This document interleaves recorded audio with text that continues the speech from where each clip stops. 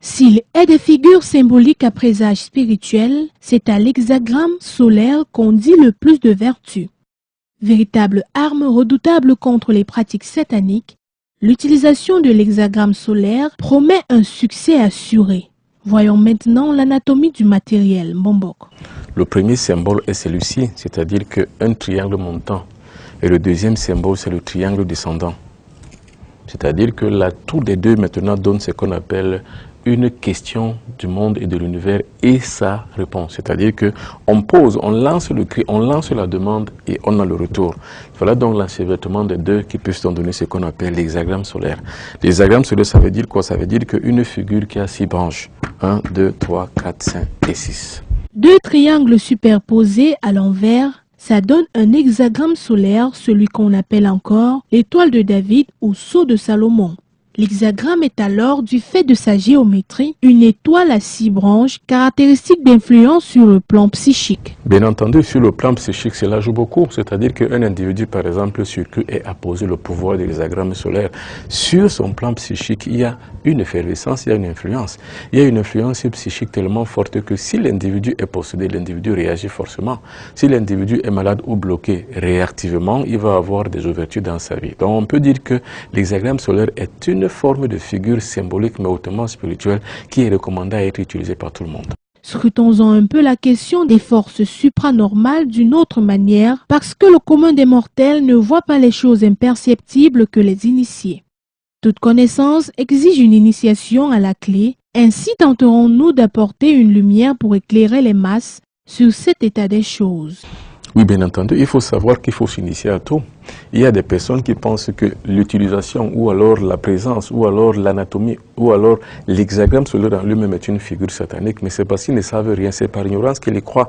La plupart des gens pensent même qu'en traçant cet hexagramme, ils sont en train de pratiquer le mal. Non, c'est parce qu'ils ont peur et parce qu'on leur a fait croire que tout ce qui est en dehors de leur cadre de croyance est satanique. Ils n'en savent rien, c'est par ignorance, alors réveillez-vous. Concevant le monde visible comme lié à notre conscience, nous percevons les choses avec nos 5 sens. Par contre, le monde invisible si différemment constitué, nous ne le percevrons qu'avec un schéma symbolique. Ce que nous percevons avec nos 5 sens dans le monde visible relève de notre esprit cortical, donc relève du cortex cérébral qui est lié aux 5 sens de notre nature. Maintenant, ce qui ne relève pas des 5 sens est ce que nous percevons que par l'esprit.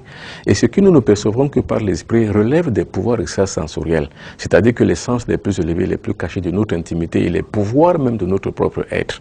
C'est ce qu'on appelle le pouvoir psychique. Or, ce pouvoir psychique, nous ne pouvons le retracer qu'avec les symboles. C'est pour ça que, utilisant l'hexagramme solaire, on relate ici un symbole tout à fait naturel, mais qui est imperceptible par les yeux du cortex cérébral. Le monde spirituel ne peut s'expliquer de façon vécue. Seule une expérience mystique d'envergure permettra la maîtrise du monde invisible. Oui, ce que nous percevons sur le plan physique est ce que nous pouvons expliquer scientifiquement. Mais ce que nous ne percevons pas sur le plan scientifique, nous ne pouvons que l'exprimer sur le plan spirituel. Et en l'exprimant sur le plan spirituel, il n'y a qu'un seul langage, c'est le langage des symboles. Ce symbole de l'hexagramme solaire est un symbole hautement spirituel, magique même, qui émet un pouvoir extrasensoriel, qui permet que l'individu qui subit les influences de ces sacrifices, donc de cet hexagramme solaire par exemple, puisse avoir une évolution spirituelle, une élévation spirituelle ou alors dans le cas d'espèce, une libération d'un contexte maléfique donné. C'est-à-dire quoi? Il faut concevoir un engin comme celui-ci. Il faut voir un menuisier du quartier qui va vous faire ceci ou alors un forgeron qui vous fera donc cette figure-là. Et simplement que vous avez posé cette figure, vous allez dessiner ici et là ou bien vous allez poser une bougie là, une autre bougie là, une bougie là, une bougie là, une bougie là, une autre encore là. Et le tour est joué. Et maintenant, si c'est vous qui êtes en problème, si c'est vous qui êtes possédé, ou alors si c'est un de vos proches qui est possédé, vous rentrez simplement ici, ou bien vous le faites entrer simplement à l'intérieur de cet espace. Et dans cet espace que votre malade, votre patient ou vous-même qui souffrez pourrez entrer. C'est comme ça donc qu'on peut utiliser la technique du rituel de l'hexagramme solaire. Techniquement, Bombok, comment peut-on lire le monde spirituel? Comment utilise-t-on son pouvoir pour influencer notre destin? Comment les satanistes tirent-ils un bénéfice maléfique dans leurs opérations mystiques de nuisance? En somme, nous sommes ignorants des faits du fonctionnement de ces forces de la nature, Les autres plus aguerris les utilisent pourtant pour leur succès. Mais attention, on peut aussi utiliser le rituel de l'hexagramme solaire différemment, c'est-à-dire que pour d'autres choses, par exemple pour réussir. Il ne faut pas faire comme les satanistes qui pensent que pour réussir, il faut passer forcément par les pratiques sataniques, c'est-à-dire par exemple par les couches de nuit, les repas de nuit, l'inceste, l'homosexualité ou alors le crime rituel ou le satanisme ambiant. Non, on peut passer simplement par l'utilisation de l'hexagramme solaire, c'est-à-dire vous tracez un truc comme ça, vous le faites faire par votre menuisier du quartier et puis vous rentrez à l'intérieur, vous allumez les 6 bougies qui sont tout autour. Et vous commencez maintenant à demander, à lancer maintenant des demandes, des vœux dans la nature.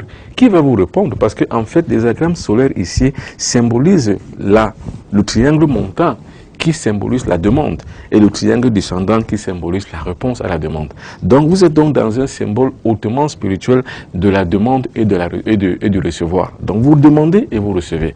Voilà donc comment vous pouvez faire pour pouvoir avoir par exemple des faveurs.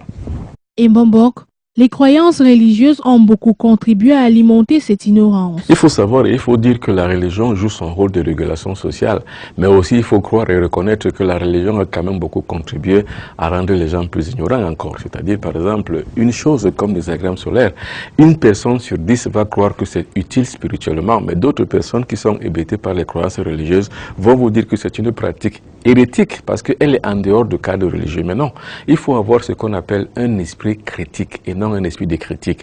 L'esprit critique vous permet d'avoir une ouverture d'esprit afin de pouvoir concevoir que celui qui ferme la porte à l'erreur a laissé dehors la vérité.